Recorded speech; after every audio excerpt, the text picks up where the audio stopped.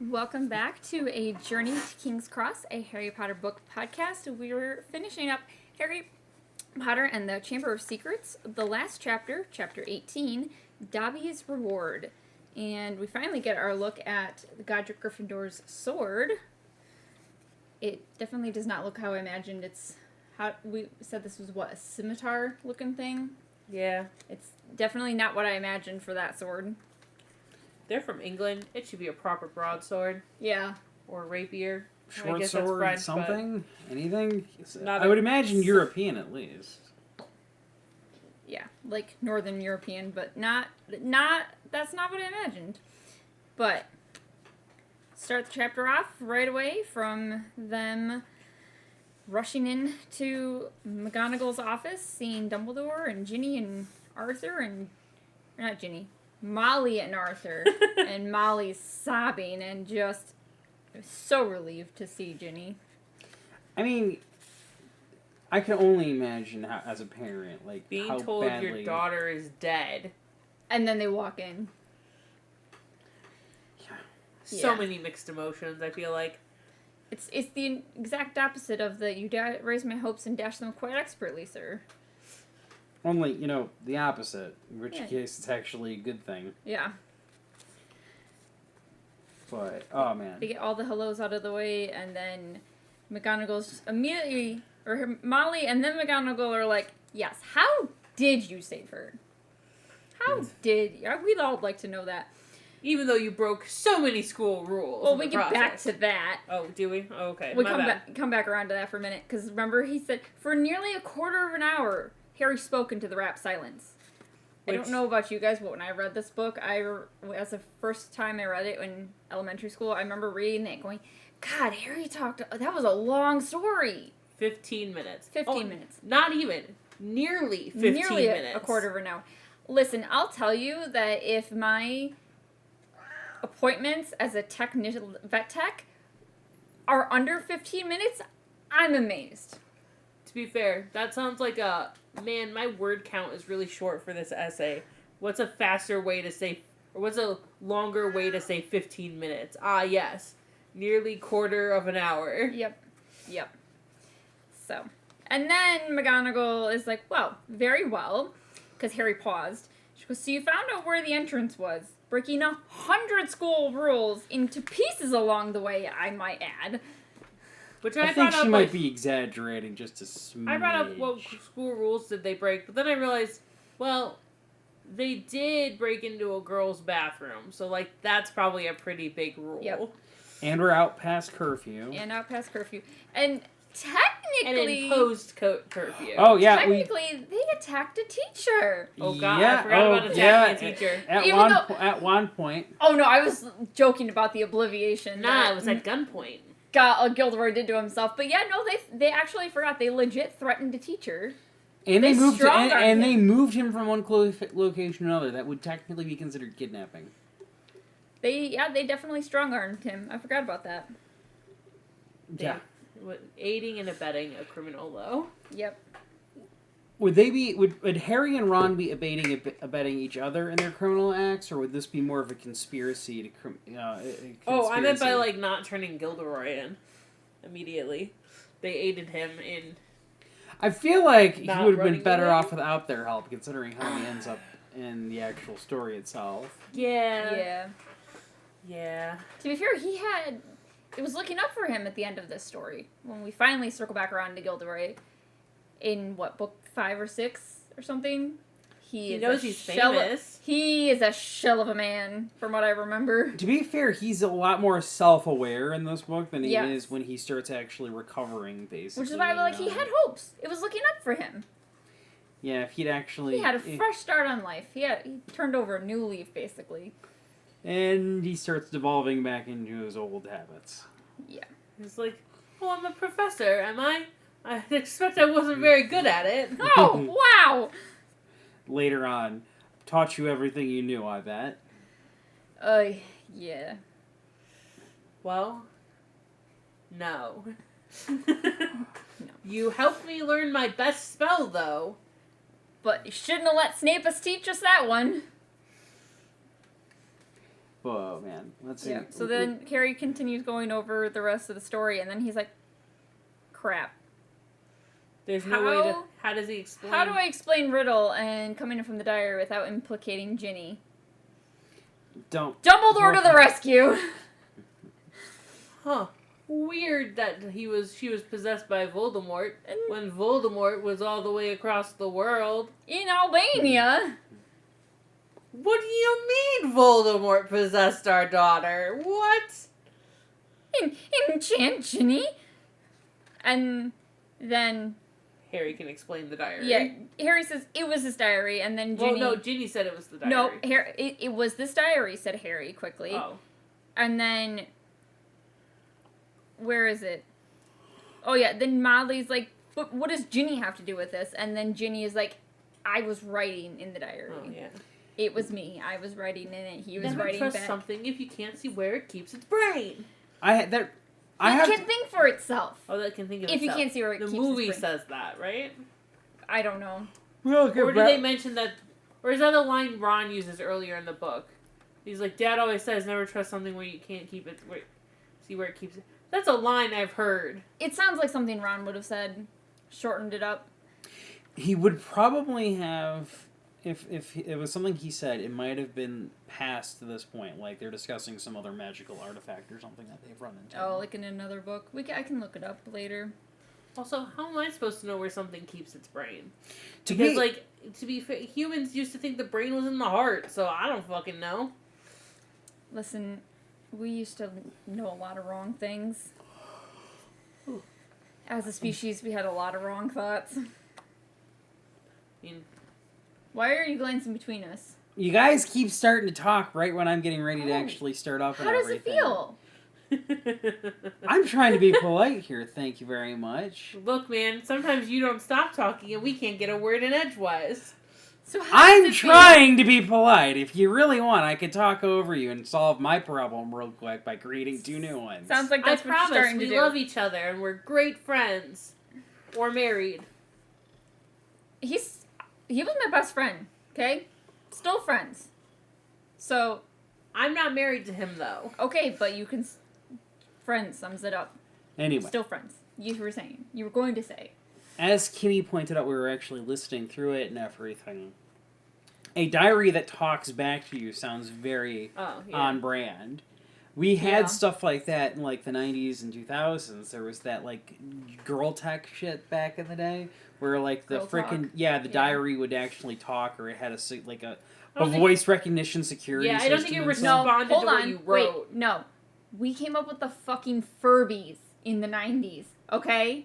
That is the very definition of what Arthur is talking about. Don't trust something that can think for itself. But you get AI, get out. But you get the impression, though, basically, that I could easily see a diary that talks back to you, since they've got tracks. Like it seems like a thing that the wizard world would come up with. It's my first best friend. Year 3 had a mirror that was talking to Harry and stuff while he was actually hanging out at the Leaky Cauldron and everything. That would give him very loose encouragement. I think there was also there was the planner. Hermione got them a homework planner and stuff. And it was basically always talking to them, basically. Like, do it now or you'll regret it. Yeah. Like keep ahead. Yeah, other, little bits and pieces and stuff like that and everything. So a diary that writes back, I can understand why Ginny wouldn't have been super suspicious of it at first.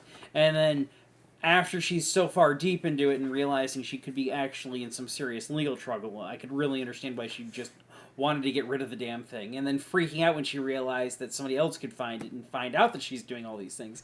I could really kind of understand where, the 11-year-old girl would start having a freaking, a spiral, a spiral of panic, basically, as things got worse and worse and worse for the situation. Okay, I had to look this up because I was curious. Furbies came out in 1998. This book was published in 1999. There was already products from the 90s and early 2000s that were thinking for themselves. Look, I don't care what anybody says. Kirby's? Furbies? Furbies are cursed objects. Yes, they are. Okay. And what I've heard seen stories. people and what I've seen people do online with them is even worse. Oh god, I don't want to talk about that shit. But yes, what was funny is while we were listening to it, it's the narrator started saying, "Never trust anything that can think for itself," and I was like, "Aha! We're against AI from the start." And then it finished it. If you can't see where it keeps its brain, or something like that. I can't see where AI keeps its brain. And like whatever it finished off with, I was like, okay, so not exactly what I was. Oh no, I had a different thought. It was never trust something that can think for itself. And I'm like, but Arthur, your car just started thinking for itself. Don't trust it. And then he was like going on about like dark magic or whatever, and I was like, oh, okay, different. I had two thoughts, I made them into one. Got confused myself. It's fair. To be perfectly honest, I don't necessarily think Arthur would trust his car anymore if he saw it at this point. He'd be fascinated by it. Oh, he would, but he'd also not He would do trust more it. studies on how wizarding magic affects things with electronics and motors. Well, the thing is, it's technically on Hogwarts grounds and everything, and for some reason its electrical systems aren't necessarily being that severely interfered with. Even though apparently certain technologies and stuff are supposedly not supposed to work on Hogwarts grounds. I'm not counting the movie, because I know they got a radio in the movie going. But, also, that car should not have any more gasoline in it. Yeah. So... And probably doesn't have much oil left, depending on how bad it got beat up. I don't think we ever actually hear or see from the car after the second book, so for all we know, wasted it could have. opportunity. Yeah, it could have ran. Oh my out. god. Imagine if the car showed up during the Battle of Hogwarts. It's Dad's car! Just mowing down Death Eaters. I'd love to see it. They wouldn't know how to react to They'd it. be like, Oh what? god, no, better yet, Fenrir Greyback turns into a full werewolf and everything, and the freaking car comes out of nowhere. Or I was thinking back, my mind connected to Fluffy, because we were talking about Fluffy at the battle. Should have been at the Battle of Hogwarts. What happened to Fluffy? Fluffy versus Fenrir. Fluffy wins. Fluffy's just gonna go stop. There is so many things that Hagrid has animal-wise in his arsenal. He could have been like, I know technically, Newt Scamander. Newt Scamander technically is the person I was thinking of, but Hagrid could have been the pre-version of what we end up seeing for Newt in terms of how he utilizes magical creatures and stuff.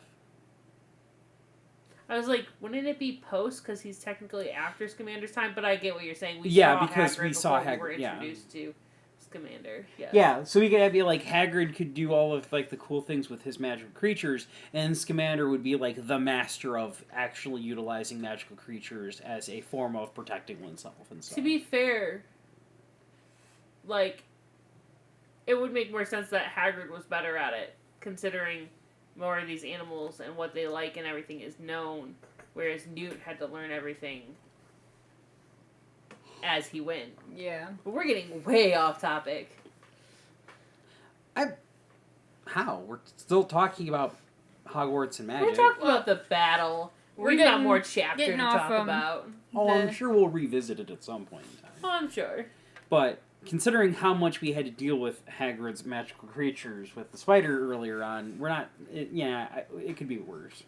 I hope nobody tells Hagrid about the basilisk. He'd be so upset that Harry killed it. I still think he'd be interested in seeing it, though. That whole thing is the wild part is they finally found the Chamber of Secrets and nobody does anything with it. They just leave it down there. You'd think, Yep. like, with how big historians are in, like, the Harry Potter universe and everything, that there would have been, like, at least some sort of cleanup project or something. Right, or investigating how they could utilize the chamber more often. If there was any actual secrets or any other dangerous aspects. Or did Salazar leave anything behind? Huh. You're right. That should have been a full inquiry. I wonder if it was more of a...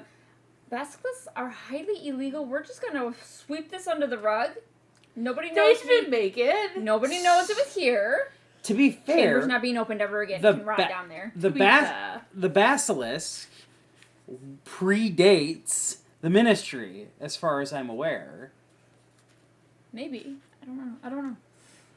I'm pretty confident that the founding of Hogwarts predates the Ministry of Magic, and so when we bred it, it wasn't illegal It was just morally questionable.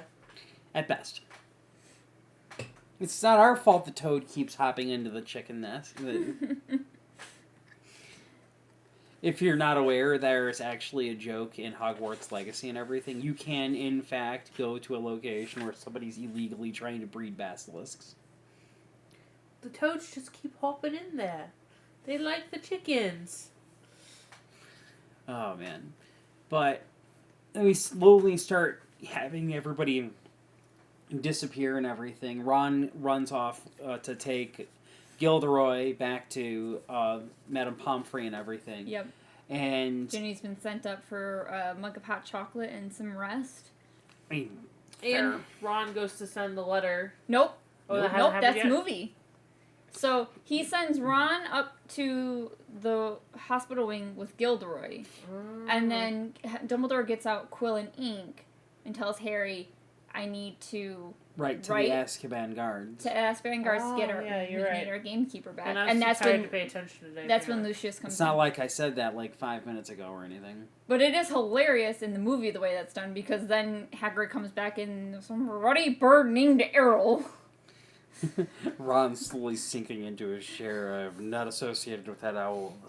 You know, you think he would have just grabbed a school owl or something, because that actually stops making sense even more, because why would the fuck... Because the 'Cause Errol Weasleys Harry don't at the show up in the Weasleys. movies. Errol almost couldn't survive going from wherever the burrow is to Privet Drive. Where the hell is Azkaban? I don't really... Off the coast of Scotland, I believe. So farther than Privet Drive. So that's a farther flight. Could be but closer to Hogwarts, though. Oh, Privet Drive is a farther flight. Well, no, I was just thinking, like, the flight at the beginning of the book when Errol, like, is, like, limping in and Hedwig's like, come on. Or no, I'm thinking of... Okay, That's book pause. 3. I'm getting ahead Time of out. myself. Yeah. You guys are... You Nope. guys really are getting ahead of yourself. No. The bird should not be at Hogwarts, for one. The bird should be back at the burrow with the Weasleys. Yeah, that's what I was saying. I So was agreeing why with in the you. world is, like, yeah, She Ron... did say that. Yeah, the one thing is, though, it would be off the Why would coast he of have Scotland. used Errol in the It first took, like, yeah, it took almost a day's worth of driving, basically, for them to get from London to Hogwarts and everything. But it was an afternoon drive or something in terms of both the Weasleys and the Dursleys to just physically drive to London and everything. So it would be one heck of a trip from... Are you talking about when they drove at the beginning of the book? Yes. The Weasleys? Well, they Oh, were from driving the from burrow. London. They weren't driving... the burrow to London. No, you know what? No, I'm getting myself confused because you're reading book 3 to Rose, and I keep hearing it. That's where I'm getting confused. Okay. That's why I keep thinking of... But no matter London what, and it Errol. doesn't make sense that they would have used Errol, because why was he at the school? It's hilarious, but yeah. Hilarious. Yeah. It But, doesn't make sense. but also, in relation to what Brandy was saying, Errol driving from the burrow to Privet Drive was probably farther than flying from Hogwarts to Azkaban, if Azkaban is located off the coast of Scotland. I'm trying to find where... Where is Azkaban? Yeah. Anyway, we do also get the nice little conversation where Harry's, like, very uncomfortable about the fact there's so many similarities between him and Tom and everything. I have to admit, it's definitely an interesting subject and everything, but also, I don't think it goes much farther than this book, though. Like, you know, it's only this one where he really has that serious concern. You'd think, having been tested the previous year, it wouldn't make a difference to him, and he would understand the concept of, you know, our decisions determining who we are and shit. But, Fair, you know... but, like, he had the whole, like, Tom was saying they were similar, and that gets in your head, and plus he was already thinking it because, like, well, I can speak parcel tongue. Does that make me a bad person? And so, like, all that doubt weighing down on a 12-year-old mind. But then, like, finally, like, being told, like, hey, that's it, though. You can speak Parseltongue, whatever. That's very, like, I'm relieved now. I feel better.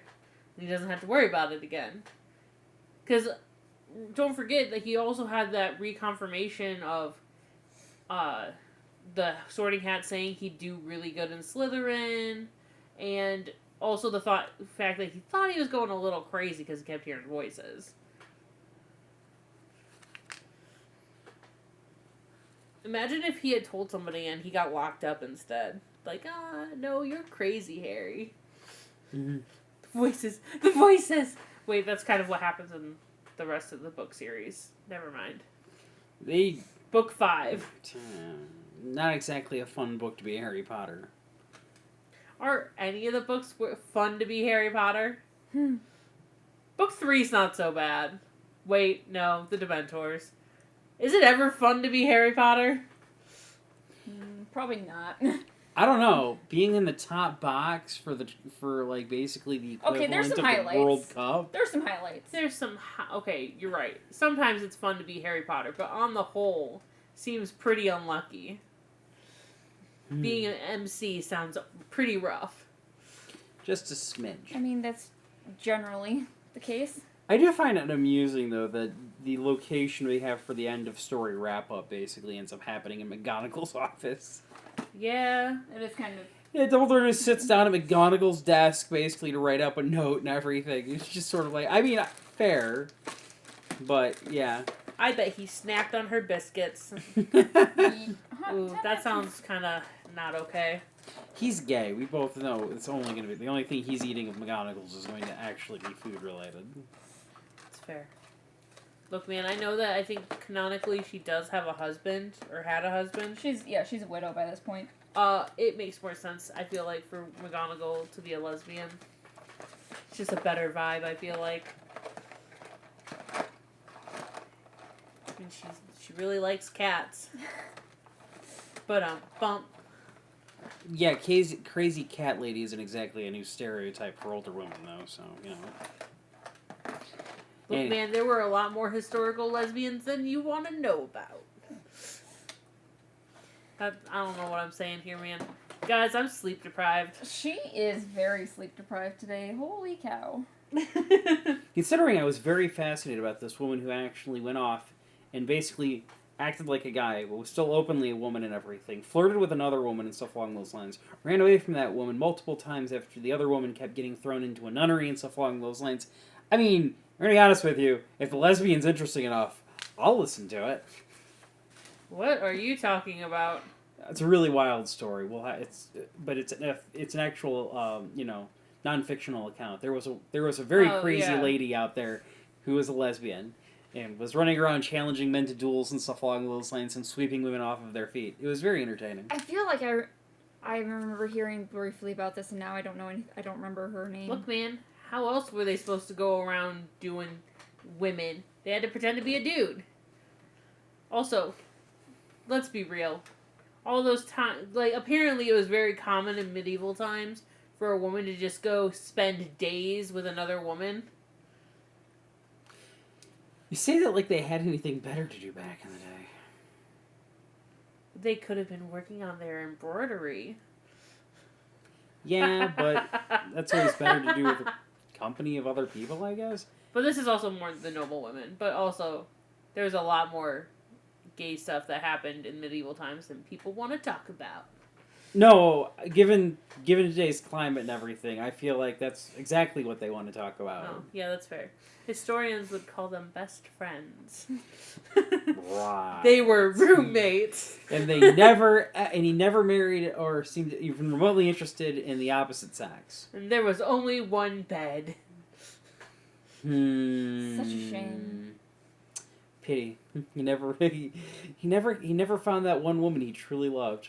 Look, man, I've seen too many posts on Tumblr about people talking about how their grandmas were like, man, if marrying women was a choice in my day. Like, I get the distinct impression we'd have a much smaller population. That's fair. I mean, let's be real. The only reason that a lot of people were having so many kids was, like, if you owned a farm, where else are you going to get free labor from? So and what else were you doing? But you were either farming or screwing, and that was the only entertainment you had. There wasn't birth control. Okay, but now you're right. We're really off topic. Back to Harry Potter. I didn't say shit. You're the one who's mentioning the off topic, and you're the one who went off on this tangent. I'm very sleep deprived. Somebody give this girl some melatonin and put her to bed. Jeez. I have to work tonight. I was waiting for you to say caffeine, and I was just gonna shoot that Yeah, down. I thought it was gonna be caffeine because I need caffeine. But is caffeine gonna work for you? I don't know. You're ADHD. Sometimes it works. Anyway, Lucius Malfoy shows up after How all dare the you hubbub. come back to the school? I fired you. Yeah, the Covenant seemed to be under the impression you were going to curse their families if they didn't agree to getting rid of me.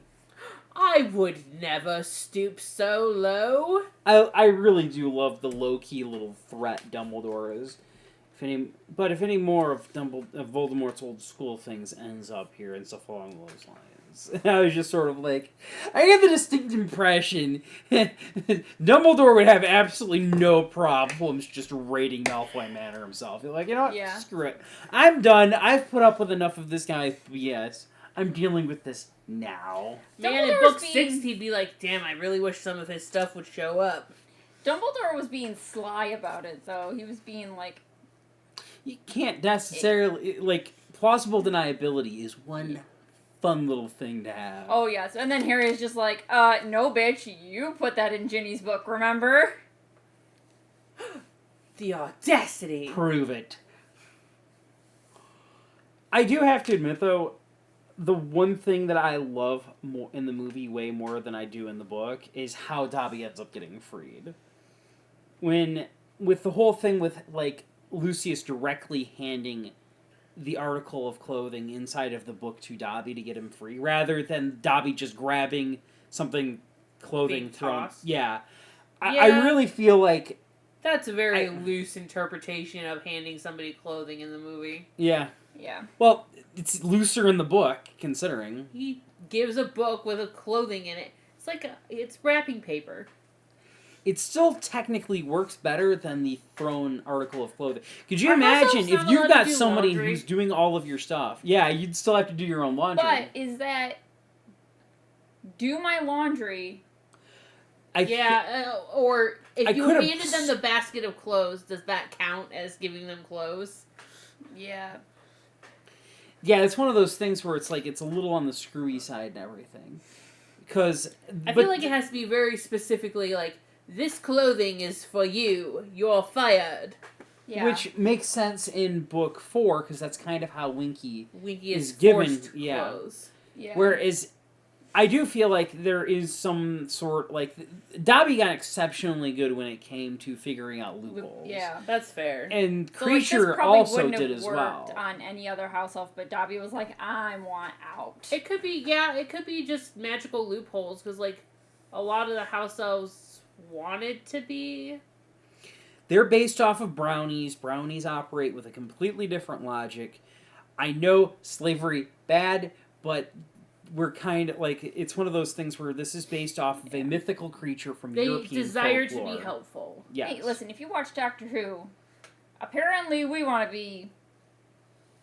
How did he word it?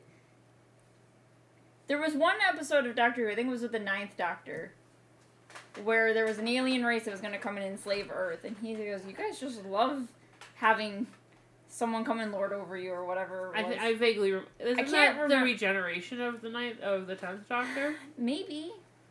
I vaguely remember what you're talking about, though. But That was a thing that happened, I'm Yeah. sure.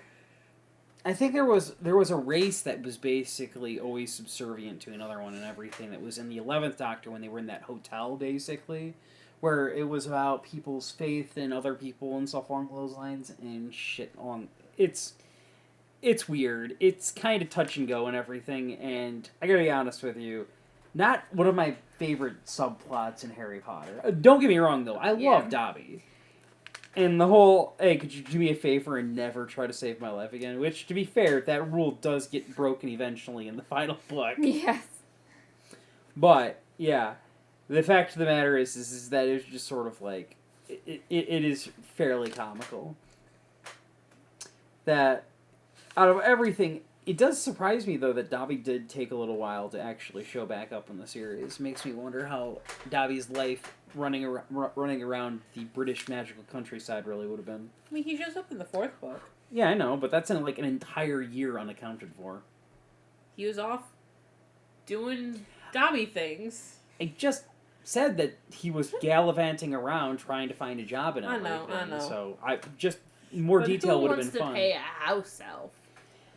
I mean, considering how cheap Dobby is and stuff, because I think he gets like I just want a sock. galleon a month or something along Yeah. those lines. The amount, like, just having him around and just giving him a single day off and everything, I'd be okay I with get that. the whole day off. What would I do with myself? I'd gonna be honest with you, if I was in Harry Potter's position and stuff and found out, I was like, hey, you know, if you would have mentioned something, I know a nice, wonderful family that would have probably appreciated having you around and probably wouldn't have complained too much if they had to pay you a little bit. Yeah. Harry could have paid him and stuff and been like, here, go stay over at the Burrow and everything and help them take care of their house and everything. As a little way of giving back to them for letting him come over and spend the night and shit, you know? That actually would have been a smart plan. But I don't think... But the problem is that Dobby would not accept money from Harry Potter. No. I don't think He would be like, Harry cannot pay me. Harry freed me. That's all I owe Harry the rest of my life. Yeah, to be honest, I'm a little surprised Dobby did not try to just become Harry's house elf, to be perfectly honest. But I get the feeling he loved freedom just a little bit more than he loved Harry, so, you know, it works out. I think he would have eventually offered to Harry if he didn't get a job at Hogwarts. It was more just he was trying to explore freedom first, because he got bored. That's why he was looking for a job. But anyway. I do like... honestly, the whole scene with Dumbledore and Lucius and Harry definitely works a lot better in the actual movie. But, yeah. That's because that was good acting between Jason Isaacs and Daniel Radcliffe. That was some... He hurt Harry. He hurt Daniel Radcliffe. Oh, with the cane. Yeah. The cane. Oh, Joe, It was, okay? it was sharper than he didn't realize it was sharp, and it was heavier than he realized. Yeah. But also... one of the lines that Daniel Radcliffe says in the movie, there was an interview that Jason Isaacs had done, and he was like, that kid's freaking good. It was, well, I guess we better hope that Harry Potter is always here to save the day. Oh yeah, Daniel don't worry, Radcliffe sir, I will be. And he does it, like, it's so freaking stone cold, and it's like one of those moments where it's like, a genuine improvement over the original material, in my personal opinion. Also, all the scenes where he's like kicking Dobby and stuff, he improvised that first. Because he started doing it, and they're like, "What are you doing?" He's like, "I'm kicking Dobby along."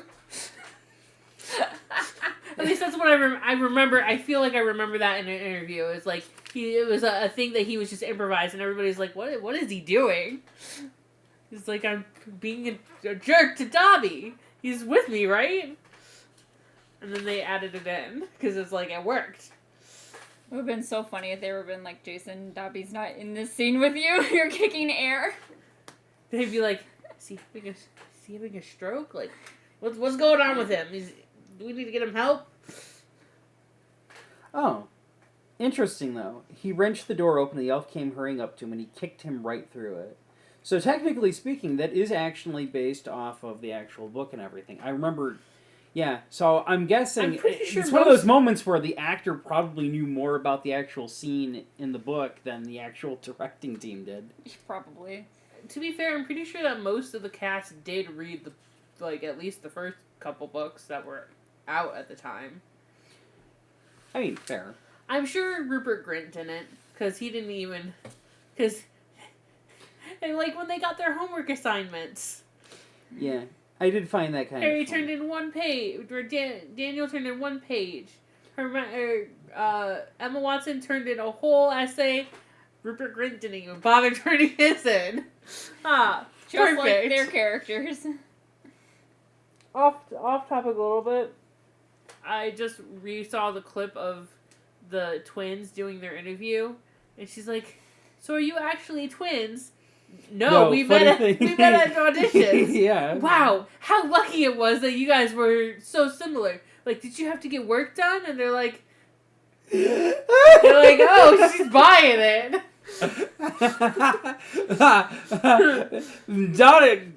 Dawning moment, curse my sarcastic nature, as Salem Saberhagen would say. Oh, yeah. But yeah, we eventually do finally start basically just going over the basics of what ends up happening.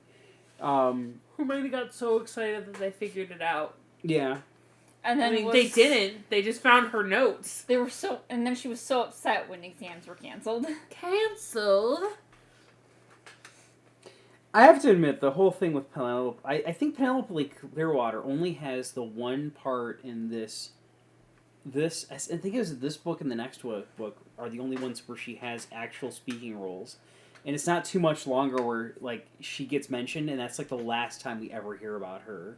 I don't even remember her having a speaking role in the next book. I know she's mentioned, but I could have sworn she said something when Harry got the firebolt or something. Maybe. I thought Cho said something. No, because Percy is talking to her during it getting showcased. Oh, right. Because Penelope, don't touch it. He doesn't want her interfering because he fucking bets with his girlfriend. That's so weird. Actual money with your girlfriend. I'd be betting something else if I had a girlfriend. I'd be like, hey, my team wins. We, plenty of empty rooms at Hogwarts. How many people have fucked in the room of requirement? Considering... Do we want to go down and try and find that answer? No. Because they're students. Anyway. Remember, kids, we do not encourage underage, premarital sex. We know what happens. We don't encourage it. Sorry. Yes. You okay? I'm tired. I was looking down at something, and I thought her silence was just her giving you a look. I didn't realize she had zoned out. Me too. I was like, is she getting ready to give a comment or something? I was like, huh. Yeah. Anyway. Here's my comment for you. Love you too. There's a bird. I'm flipping him off. Oh yeah, there's a bird. Bird's the word. But yeah, bird is the word. I have to admit, it's such a short chapter, all things considered. But Still took 26 minutes for it to read it to us. Again, short chapters. Or no, opposite. Long chapters have nothing to talk about. Short chapters have a lot to talk about. This is kind of one of the ones where it's short chapter, not a lot to talk about. I still feel Hermione, based off of the final sentences in the book, does not necessarily understand that Harry has a really bad home life. All those times I could have died and I didn't, they'll be devastated. I feel like she's probably chalking this up to sarcasm, even though he's dead serious. Yeah. Anyway, that's pretty much the end of the book, though. We don't really, there's only so much. So overall, how do you guys feel it's held up since your original introduction and stuff? Well, the house elves are still questionable, but holds up pretty good, I think. I mean, overall, definitely one of the more interesting ones. I still feel like it kind of spends it kind of paints the wizarding population as kind of a little backwards in a sense, so quickly turning on him over the course of this year. I felt like there needed to be more circumstantial evidence pointing to Harry outside of the fact that the poor bastard keeps showing up at the scene of the crime. It certainly tracks. It has a track record for book 5. Mob mentality, though. To be fair, in book 5, a public publishing newspaper is basically dragging his ass through the mud, which the alternative is believing a very evil wizard has returned. Yeah. I find it a little bit more believable that they'd rather believe Harry's mad rather than believe that, the alternative. Fair. This one, however, is just sort of he just, the fact that everybody turns on him so quickly, I'm just sort of okay, well, hold the fucking phone there, guys. And, he might be an eviler wizard and stuff along those lines, and that's why Voldemort went after him, and I'm just sort of He's one, people. Jeez. When do you think morality gets created? Oh, that's adorable. Anyway. Well, I know Kimmy's next project. I want that. Nope. It's a snuggle one. I'm not making it. I want it. Anyway, overall, pretty good. I honestly feel like the movie definitely makes some improvements, and hopefully by the time you guys hear us next time, we'll be working on the actual commentary and everything. I'm kind of blanking on what-if scenarios that don't necessarily just end this book entirely with them all dying, more or less.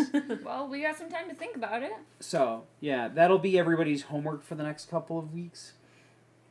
And if we get the opportunity to, I wouldn't necessarily mind getting the commentary done sooner rather than later. We might have to skip over that just based off of scheduling and stuff, so don't be too surprised if we end might up... have a couple of weeks without an update. But No, not what I was going for. I was thinking we might start book 3 and continue on with our process before we get a chance to actually do the movie.